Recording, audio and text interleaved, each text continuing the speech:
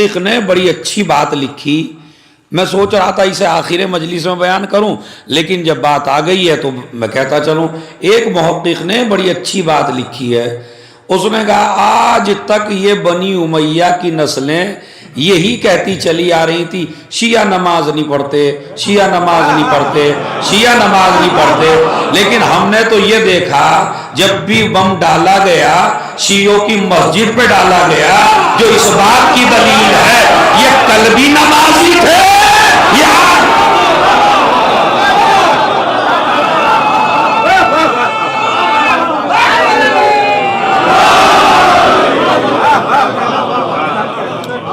ان کا حال ایسے ہی ہو گیا کہ جیسا حال ہوا تھا معاویہ کا، جیسا حال ہوا تھا بنی امیہ کا شام میں، کہ امیر المومنین کو قتل کر دیا. پہلے یہ اڑا دی امیر المومنین کے لیے بات علی نماز نہیں پڑھتے، علی کا نماز سے کیا ربط ہے. لیکن پھر امیر المومنین کو سجدے کی حالت میں قتل کرا دیا گیا، تلوار مار دی گئی. اب اس کے بعد شام والے پھر معاویہ کے پاس آ کے پوچھنے گئے بھائی علی کیا کرنے گئے تھے مسجد میں؟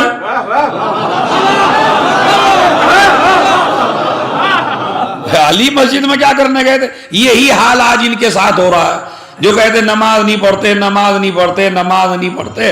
پھر وہ ہمیں مارنے کے لیے یا تو مجلس میں آتے ہیں یا مسجد میں آتے ہیں. دو راستوں کے علاوہ ان پہ کوئی راستہ، یا جلوس میں آئیں گے یا مجلس میں آئیں گے، یا اللہ کے گھر میں آئیں گے یا حسین کے گھر میں آئیں گے.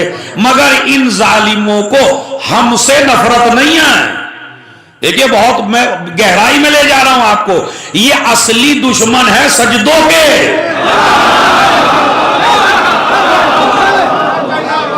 یہ اصلی دشمن ہے نمازوں کے. اس لیے کہ ان کے آباء و اجداد مسجد میں بھی آتے تھے تو بت لے کے آتے تھے. تو یہ اصلیت میں دشمن نمازوں کے ہیں یہ. لیکن خیر وہ ہو گیا. لیکن عزیز و یار یہ تو ہماری میراث ہے. میرے مولا نے فرما دیا تھا امام سجاد نے کہ شہادت ہماری میراث ہے، اور یہ ہماری میراث ہمیں ملتی رہے گی انشاءاللہ. آپ مارتے مارتے تھک جاؤ گے لیکن ہم مرتے مرتے تھکنے والے نہیں. یہ مسئلہ. تو زندگی کو اچھا بنانا اب دو چیزیں ہیں. اگر آپ کی زندگی میں ظلم ہے تو آپ سے بڑا فرعون کوئی نہیں ہے، اور اگر آپ کی زندگی میں احسان ہے تو آپ اگر مرد ہیں تو ابو طالب کی طرح ہیں، اور عورت ہے تو خدیجہ کی طرح ہے. اس لیے کہ وہاں احسان ہی احسان تھا اور بنی امیہ میں ظلم ہی ظلم تھا. تو اچھی زندگی گزارنے کے لیے آپ کو احسان سے کام لینا پڑے گا.